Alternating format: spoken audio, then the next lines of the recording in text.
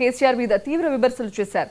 Farm house కే పరిమితమైన కేసీఆర్ కు ప్రజల సమస్యలు తెలియవంటూ విరుచుకుపడ్డారు. బీసీ అభ్యర్థి నవీన్ యాదవ్ ను రౌడీ షీటర్ అంటూ అవమానిస్తారని ఆగ్రహం వ్యక్తం చేశారు. కేటీఆర్ సల్మాన్ ఖాన్ అనే రౌడీ షీటర్ ను పార్టీలో చేర్చుకున్నాడని, ఇది బీఆర్ఎస్ ద్వంద్వ వైఖరికి నిదర్శనమని పేర్కొన్నారు. బీసీలను తక్కువ చేసి మాట్లాడే కేటీఆర్లకు ప్రజలు బుద్ధి చెప్పాల్సిన సమయం వచ్చిందన్నారు. కేసీఆర్ వెంటనే బీసీ బిడ్డ నవీన్ యాదవ్ కు క్షమాపణ చెప్పాలి అంటూ డిమాండ్ చేశారు. తెలంగాణ ద్వారా మాజీ ముఖ్యమంత్రి నిన్న కాంగ్రెస్ పార్టీ జూబ్లీస్ అభ్యర్థి నవీన్ యాదవ్ పై చేసిన వ్యాఖ్యలను తీవ్రంగా ఖండిస్తున్నాం. ఈ తెలంగాణ దొరకు తెలంగాణ ఎస్సీ మైనార్టీ బీసీ ప్రజలంతా 2 దఫాలుగా ఓట్లేసి ముఖ్యమంత్రిని చేస్తే తెలంగాణ ఉన్నటువంటి ఎస్సీ మైనార్టీ బీసీలతో ముఖ్యమంత్రి తెలంగాణ ప్రజలకు ఒరిగబెట్టింది లేదు. తెలంగాణను సర్వనాశనం చేసి ఒక దొరపాలన చేసినటువంటి కేసీఆర్ కు తెలంగాణ ప్రజలు బుద్ధి చెప్పి ఫామ్ హౌస్ లో కూర్చున్నా ఇంకా దొర అహంకారం తగ్గలేదు.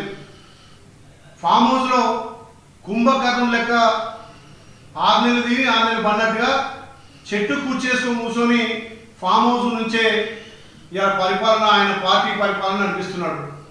కనీసం వాళ్ళ పార్టీ ఆఫీస్కి వచ్చి చర్చ చేసే దిక్కు దివ్వం లేదు. పార్టీ నాయకుల్ని ఫామ్ హౌస్ పిలుచుకొని ఫామ్ హౌస్ నుంచి నువ్వు జూబ్లీసీ అభ్యర్థి మా అభ్యర్థి గెలుస్తాడని చెప్తున్నావు. అసలు మీ అభ్యర్థికి డిపాజిట్ అని వస్తుందా? ఒక బీసీ బిడ్డ, యాదవ్ బిడ్డ నవీన్ యాదవ్ కాంగ్రెస్ పార్టీ టికెట్ ఇస్తే ఇవాళ జూబ్లీస్ ప్రజలంతా కూడా బ్రహ్మరథం బట్టి సుమారు 70-80 వేల తోటి గెలిపిస్తామని చెప్పి జేజేలు పలుకుతుంటే మా నవీన్ యాదవ్ మా అభ్యర్థిని రౌడీ షీటర్ అంటున్నావు. మరి నీ కొడుకు కేటీఆర్ ఇలా సల్మాన్ ఖాన్ అనే ఒక రౌడీ షీటర్ను 32 కేసులు ఉన్నటువంటి రౌడీ షీటర్ను ఇలా పార్టీలో చేర్చుకున్న నీతి మీది. ఇలా మా అభ్యర్థి మీద ఒక్క రౌడీ షీటర్ చూపించు. ప్రజలకు అన్ని విధాలు అందుబాటులో ఉండి ప్రజలకు సేవ చేస్తున్నటువంటి నవీన్ యాదవ్ కాంగ్రెస్ పార్టీ టికెట్ ఇచ్చింది. ఇలా తెలంగాణ బీసీ బిడ్డలను అగౌరవపరిచే విధంగా ఇలా వ్యాఖ్యలు